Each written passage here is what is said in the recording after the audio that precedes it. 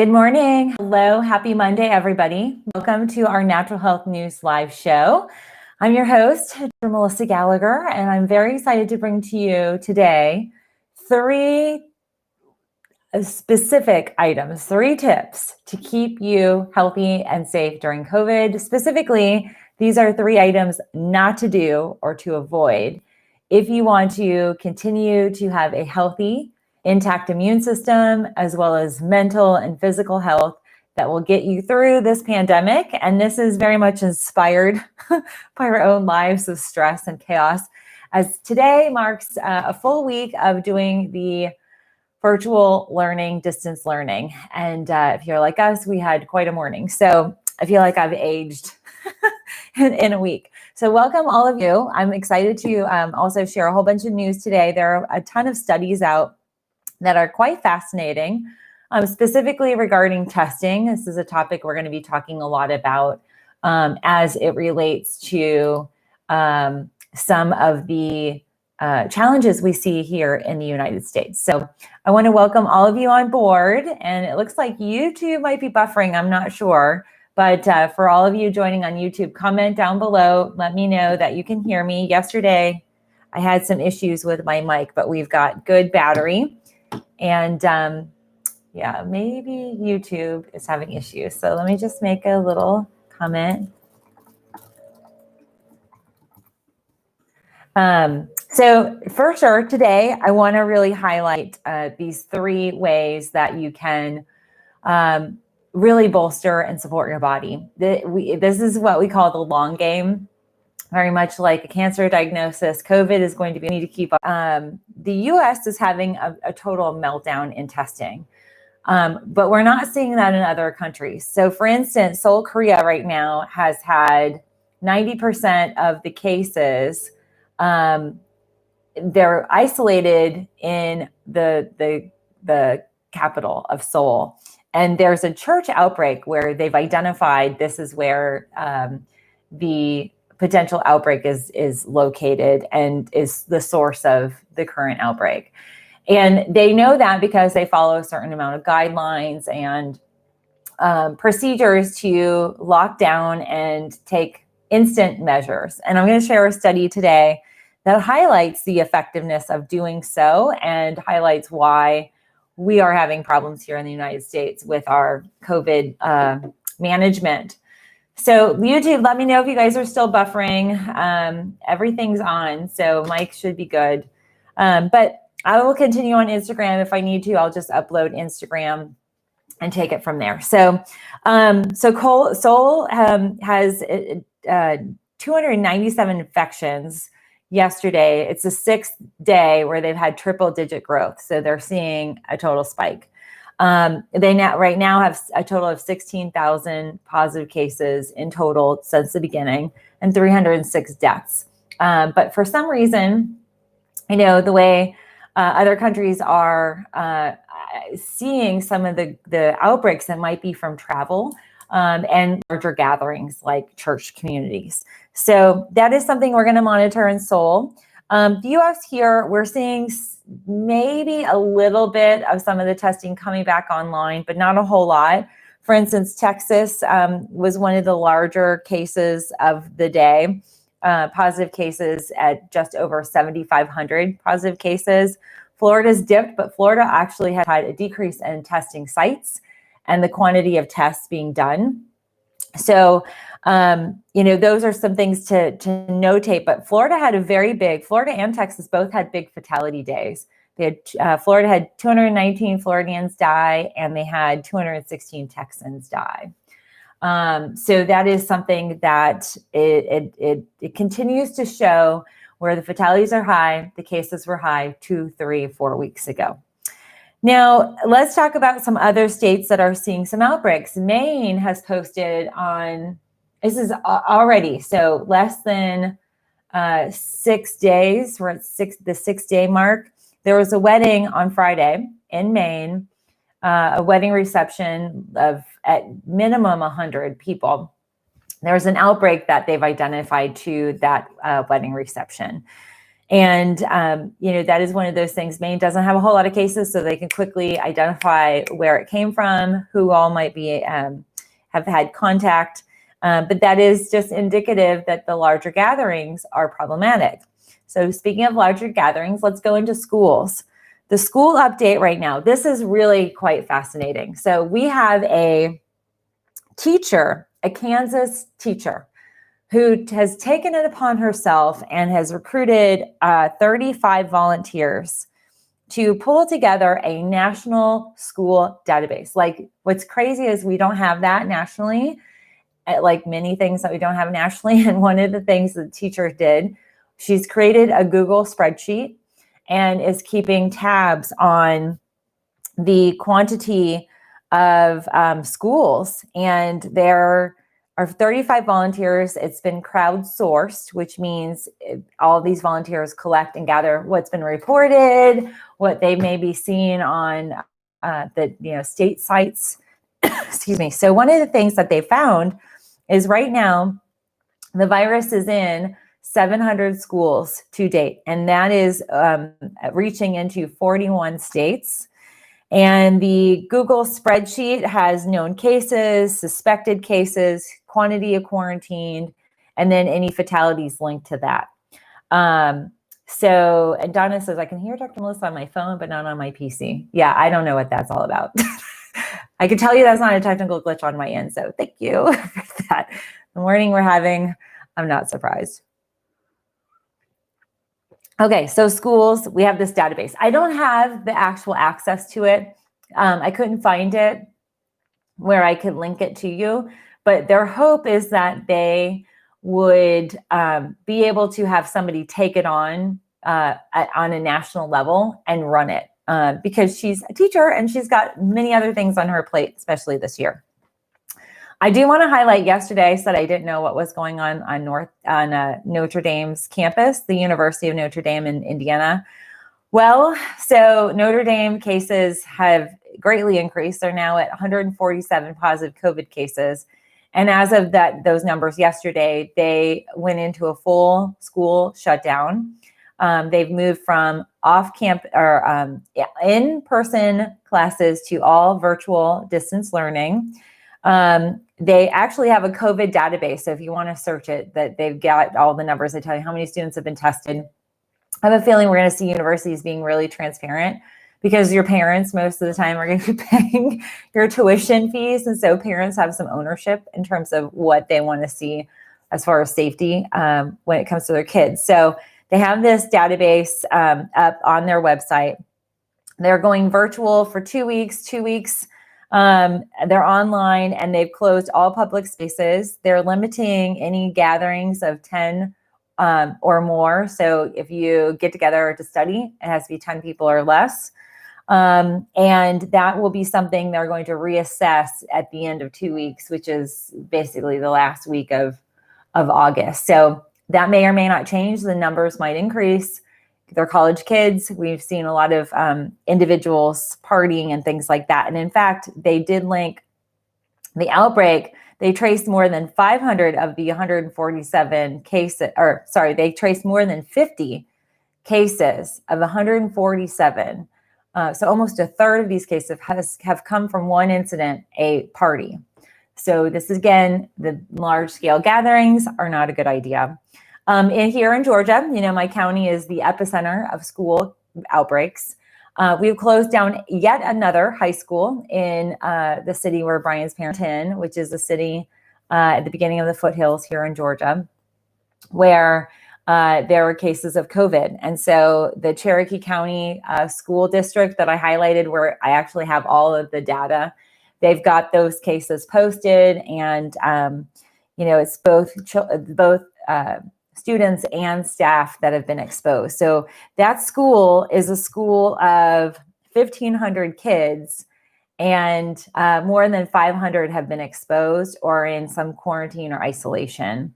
So they just took it offline, and that continues to be offline until the 31st of August. So I'm sure, we're now, I think, a week or two in, 2 weeks in, 3 weeks in. This is the third week for some of these programs. So I think we might be seeing more of these situations. So I want to share with you some studies. I have 3 studies I want to highlight. My printer, I've printed out so much for Gabriel, I'm out of ink again. So I have more on order, but it's really running slow with our deliveries. So I couldn't print out all these, but I'll post where you can find them.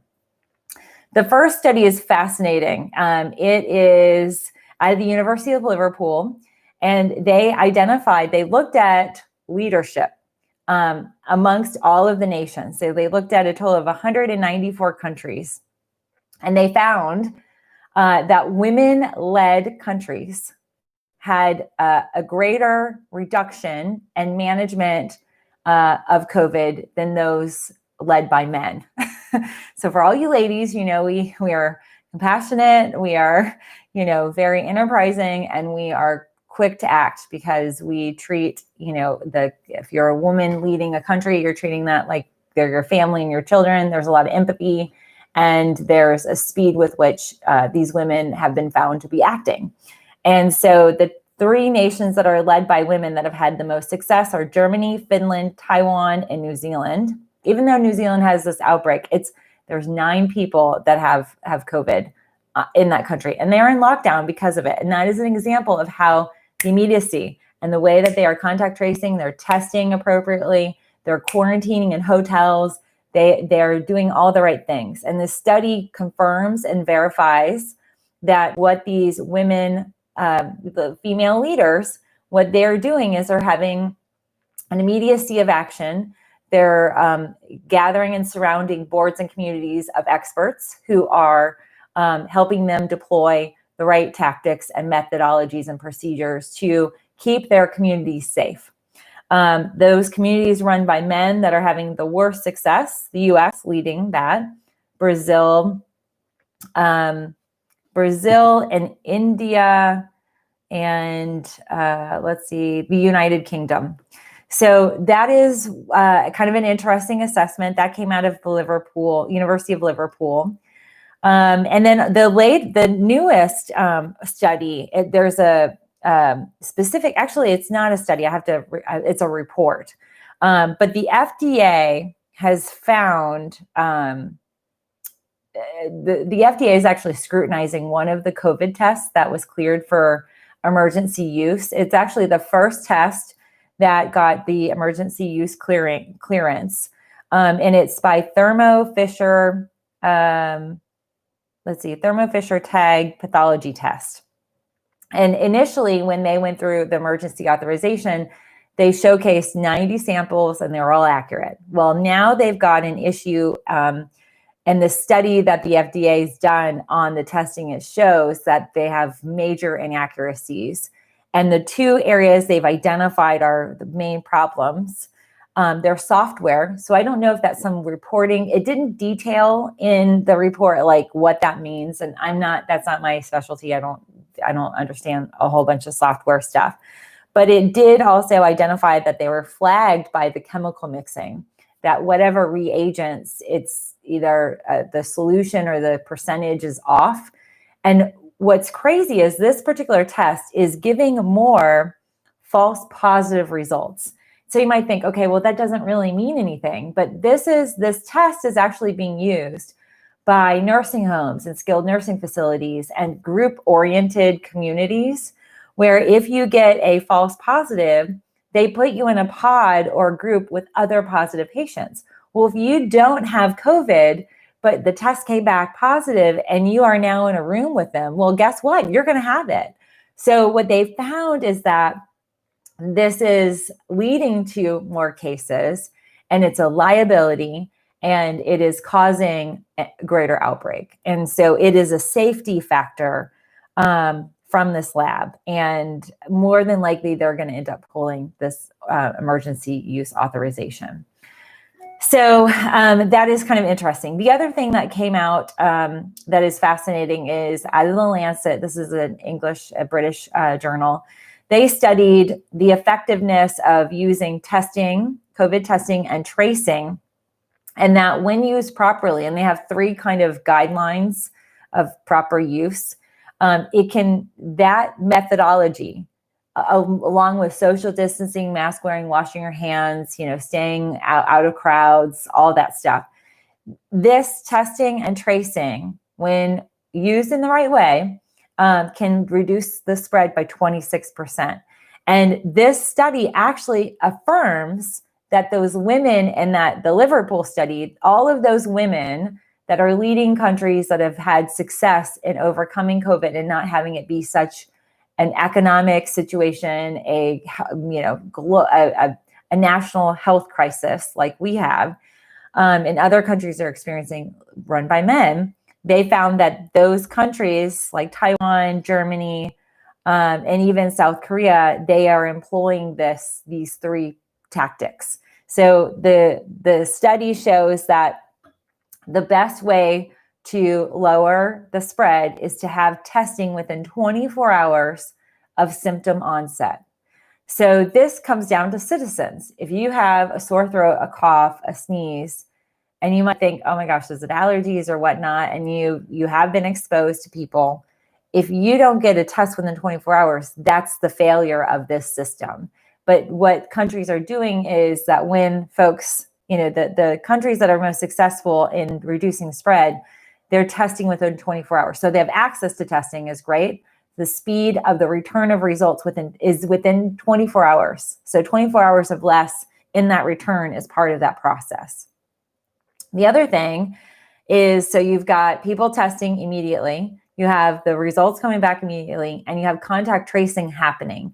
So contact tracing it basically identifies the people who've been in contact, and it immediately quarantines them. So from the time of the test, it's a 24-hour turnaround that these countries that are having success and see a reduction of 26%, they're quarantining all contacts within 24 hours. And the identification is 80%. They're able to contact trace and identify 80% of the folks that positive case has come into contact with. So that is extreme isolation. It's extreme, pointed, targeted, tailored. So that is something we're not doing. And that is one of the reasons why we're having a lot of failures amongst a whole bunch of other reasons. And I just want to let you guys know, I'm not a political channel. I'm a health and wellness. I'm a naturopathic physician. I'm not a marketer. I had some people comment yesterday that I suck at apparently communicating products to you guys, which I apologize. I didn't go to school for marketing. But also, this, again, I keep out the politics, but I think it's important to highlight some of these things that are policy driven, that are health and safety and its focus, that is driven by some of the political aspects. But I don't make this political. And so if you are in that zone, you need to go elsewhere. I'm not that channel. If you feel free to comment, I will end up blocking you if you get really offensive. A lot of those comments are causing stress, not only to myself, but to other viewers and commenters and folks who read those. And I just can't tolerate that on my channel. So I just put that out there. And speaking of some other kind of craziness, Sturgis has fully concluded. It kicked off, I think, on the 7th. It was a 10-day event. And already they've identified that the Tuesday so 5 days into Sturgis, there was a gentleman who went to a saloon on the main strip, and he was there for 5.5 hours from noon to 5:30. And not masked, not social distancing, and he tested positive. And one of the things that community in Sturgis realized was that they're going to have to be testing all of their community members, and that is happening. It has not happened yet, which is concerning, because when we look at this Lancet study, the best way to lower spread is to do it immediately. So that's one thing. The other thing is that the numbers on the people who showed up for Sturgis, they estimated 460,000 people went to that small city. And this is in South Dakota. People come from all over. The borders were closed. Canadians could not motorbike down, which is a big thing for the bikers in Canada. And so what they saw, this 10-day event only had an 8% reduction. And that 8% may very well be people crossing the border, the reduction of Canadians being a part of it. So just want to put that out there. It's kind of interesting. But that event in the saloon, I think we're probably going to get a whole bunch more cases and more information. We have to sneeze. Excuse me. We had a whole bunch of work done yesterday in our upstairs. Literally, we had the plumber Monday and Tuesday, and then we had the electricians come out yesterday. And oh my gosh, there is a ton of dust, drywall dust, wood dust, and then they had to pull out our the insulation. So it's just a mess upstairs, and I am completely allergy oriented today. So I apologize. Okay, so today I really want to talk to you guys about specific information and 3 things that you need to avoid to keep you healthy and well, to keep your health optimized, to keep your immune system revved up, charged up, engaged, and equipped to manage any type of exposure, and also to keep you out of, a doctor's office and dealing with, bronchitis or sinusitis or ear infection or, the common things that can happen as we start to go into the fall season. This also is going to keep your body, these 3 items, if you can avoid these, they're going to keep your body feeling well. It's going to help your mental state. It's going to help your neurotransmitters fire in all the right ways. By the way, friends, if you love this, please give me a thumbs up. I really appreciate that. And if you could communicate this and highlight and share this to your Facebook community, I am grateful.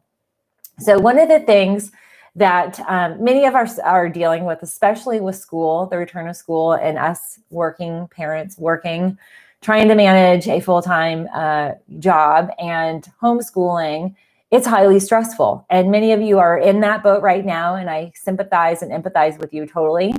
And then also a lot of you are just dealing with a lot of everyday stress. Your frontliners, your other family members are either going back to school, going to college, or you're dealing with family members in nursing homes. It's just all around highly stressful. And the first tip, and this is unrelated to the 3 things to avoid, but we have to give each other and ourselves grace. The lag time of just normal everyday interactions, it's slower. Correspondence, emails, people returning phone calls, the mail, everything is just running slower. And that is something I really want to communicate. I think we need to lower our expectations of ourselves. If you're like me, I'm trying to do everything and want to try and get everything done all the time. And I can't do it all. And that's okay. And many of you may have other expectations, and it just is what it is. In this COVID state, we can't be all things to all people and still keep ourselves healthy and well. And so I just want to encourage each and every one of you to just give yourselves and your family members and each other a lot of grace, because we are in this for a longer haul than many of us really wanted or expected us to be in.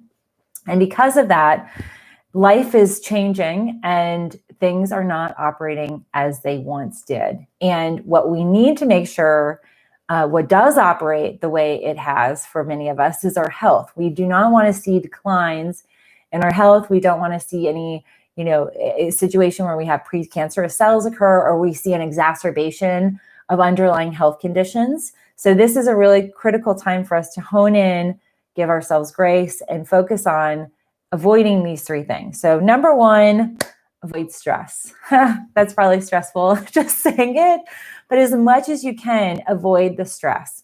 If it is watching the news, which is highly stressful, very triggering for a lot of people, avoid that. If it is avoiding crazy traffic outside because you're getting really frustrated that everybody's out and about and not taking heed, try and avoid that. Similarly, avoid the stress of physically being in a shopping facility or whatnot that puts you at great risk or greater risk. If you can avoid it, that will actually lower your stress levels. But if we can avoid as many of the stressful scenarios as we can, it's really critical that we do what we can to manage our stress. And some of that might be, you're not working out at your gym anymore. I just had this conversation with my older cousin. She's in her early 60s and she's really feeling like she plateaued with her workout regimen. Part of it's because yoga was her go-to. It transformed her life. She has all these underlying autoimmune issues and it helped her. She had her joints replaced and it was helping her with her PT and her recovery. Well, now she's at home and she's like, it's not the same. I can't go in. And I totally get it. But we've got to do something to maintain and reduce our stress. And for her, yoga was her stress outlet. So we kind of strategized some ways for her to implement her yoga practice as best as she could at home. Her thing was the social aspect. She's like, I don't stretch as well. I don't get that individual instruction. I don't get the, somebody coming around and kind of recalibrating or repositioning where your hips are. Or for her, she was doing a lot of altered positions. And so that was of major assistance. So that's something to just really be conscious of. What are the things that cause you stress, and try to avoid those? Now, for instance, our family, we have a almost 5-year-old and we have school. I can't avoid the stress of the morning time, when he doesn't want to eat or he doesn't want to sit and participate with his class, and, he's fiddling around with things. That's highly stressful. And that is, for in the grand scheme of things, a non-stressor, but it can be on a morning where we got to get going and dad has a big presentation and I've got my 9 a.m. show to get to, and we have some other things happening here.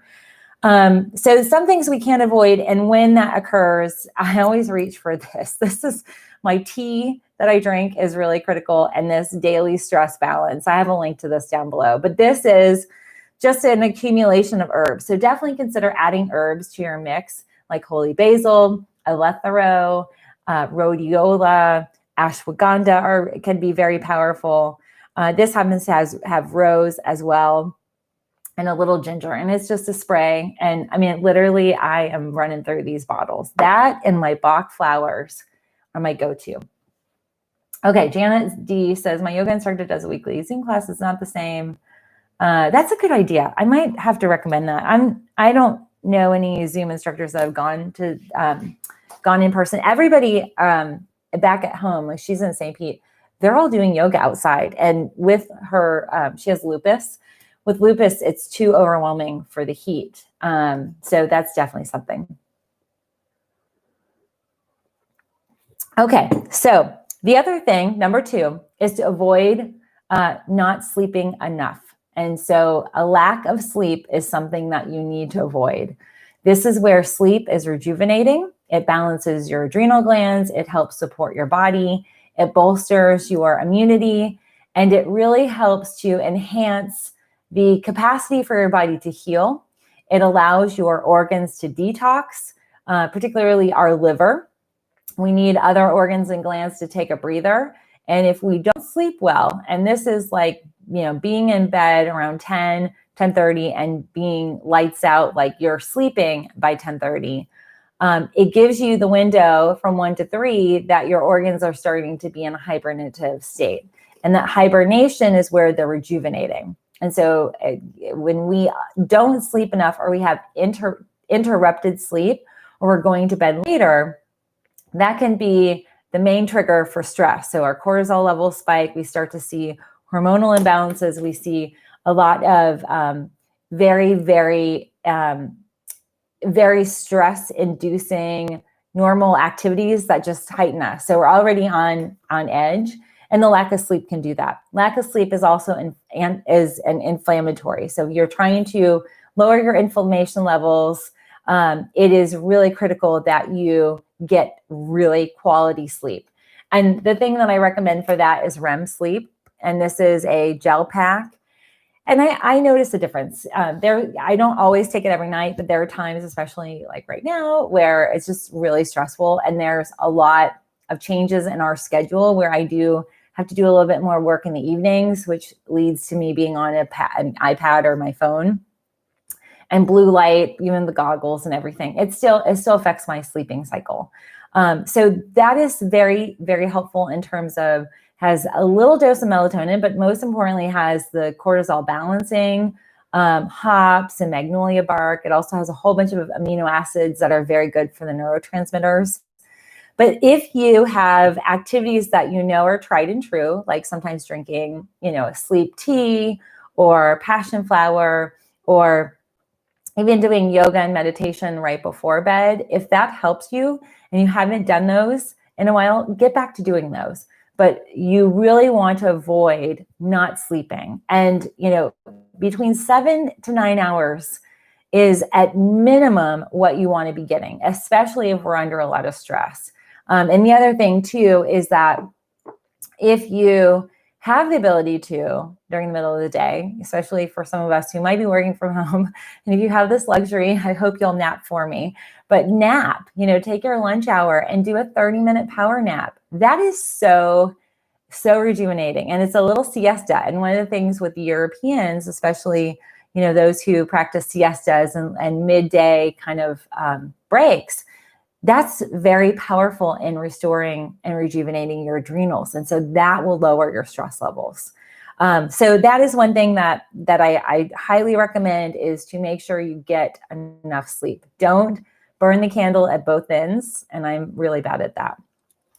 The other thing that is really critical is to avoid the SAD diet, the standard American diet. And this, I know moms are very susceptible to this, especially when we're all lunching at home. I'm a part of a ton of mommy groups here locally. And, this week, one of the counties is back online. And I can't tell you how many moms are like, oh my God, I'm making 3 different lunches. And so the mom starts lunch at 11:15. There's an 11:45 and a 12:15. And she's just, a cycle of she's like, I feel like I'm a, short order kitchen with lunch. And, one of the things that happens is when your children don't eat their food, you might be eating more.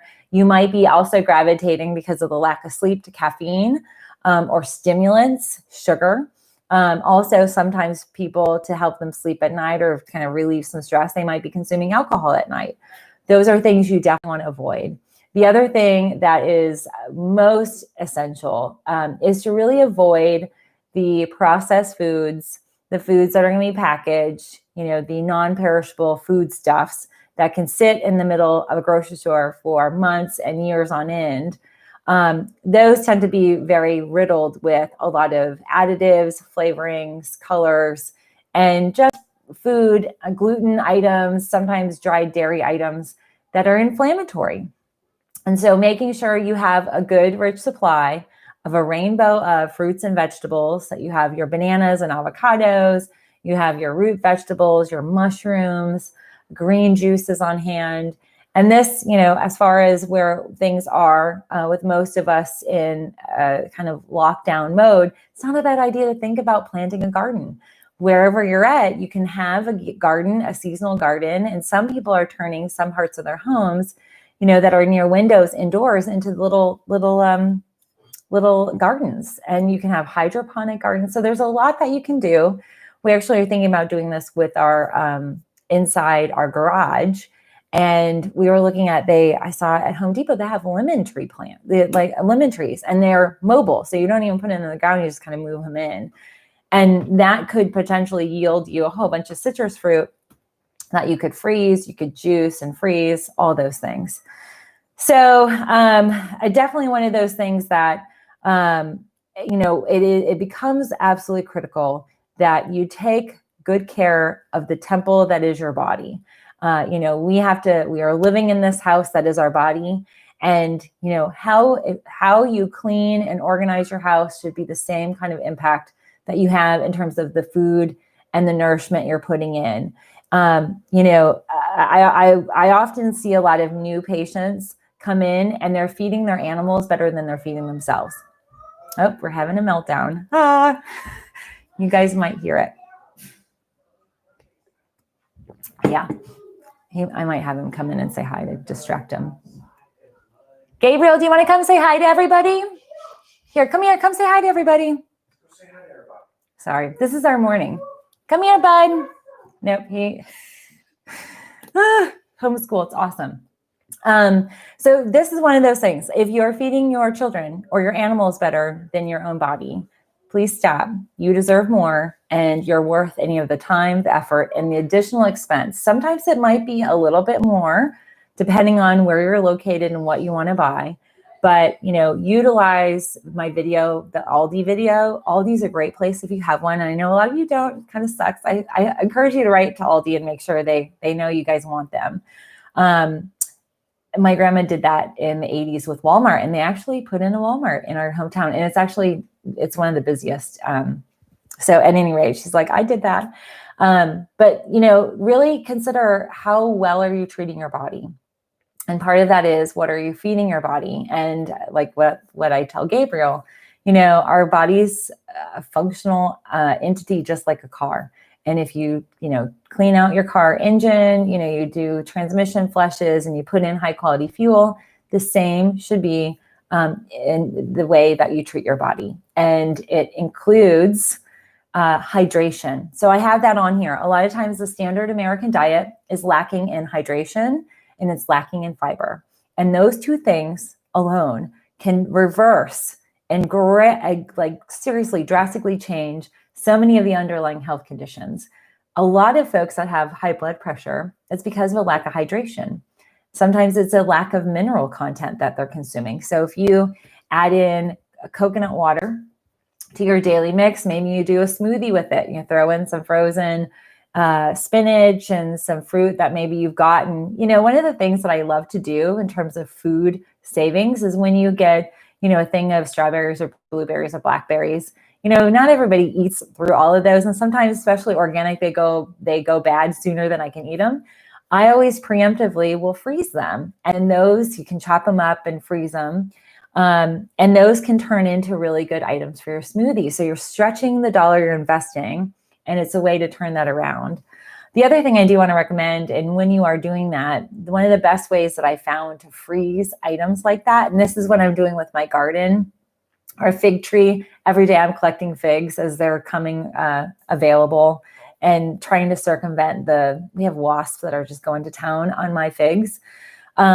I clean them, I cut them, cut them in half, and then I put them on a cookie tray. I put on one of the clean wax sheets, and then I put them individual, and then I put that cookie tray, I put it in the freezer. I do that with pineapple. I had a whole pineapple, I ate a quarter of it.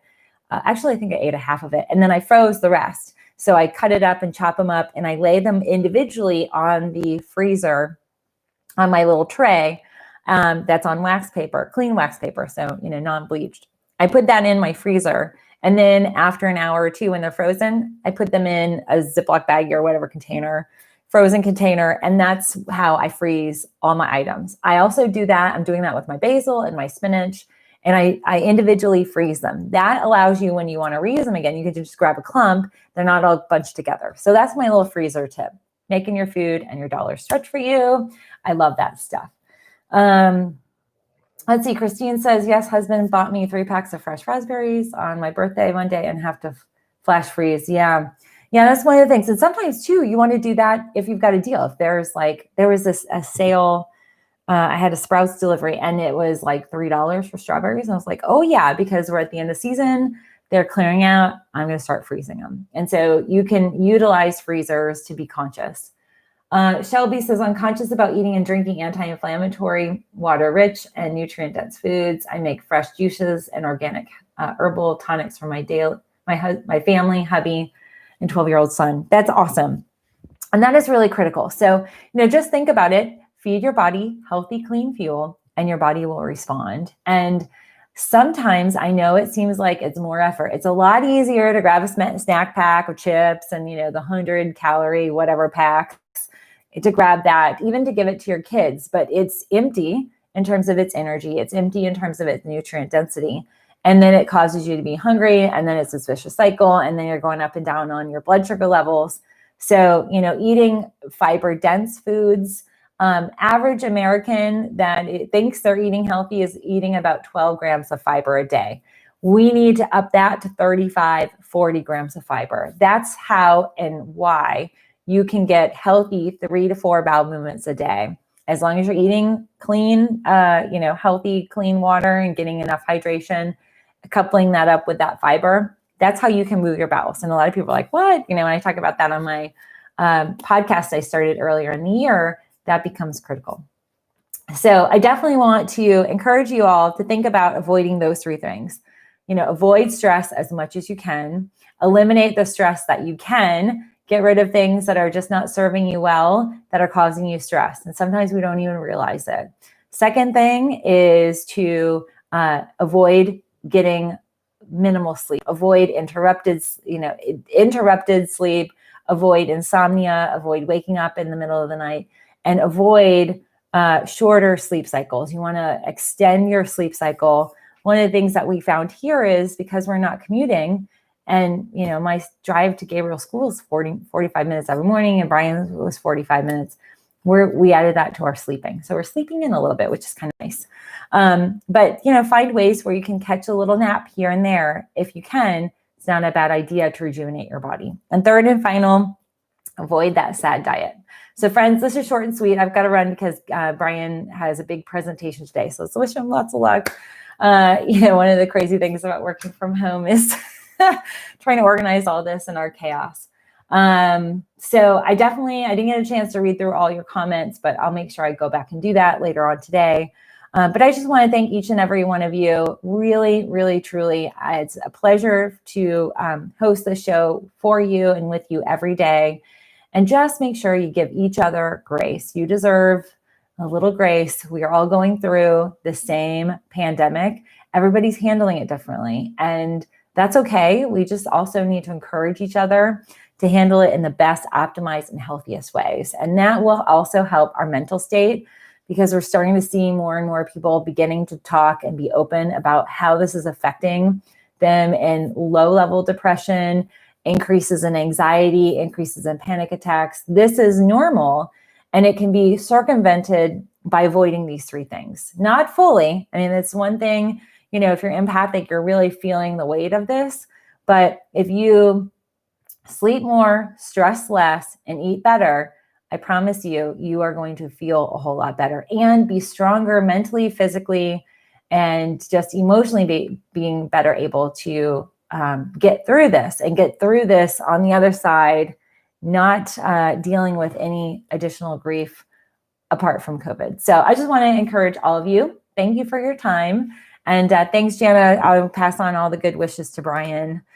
So anyway, all right. Thanks, everybody. I will see you tomorrow, and be well, be safe, and thanks again. And thank you, Pat. I really appreciate you for moderating, and I'm so glad all the audio worked itself out. All right. Have a good day, everybody. Bye-bye.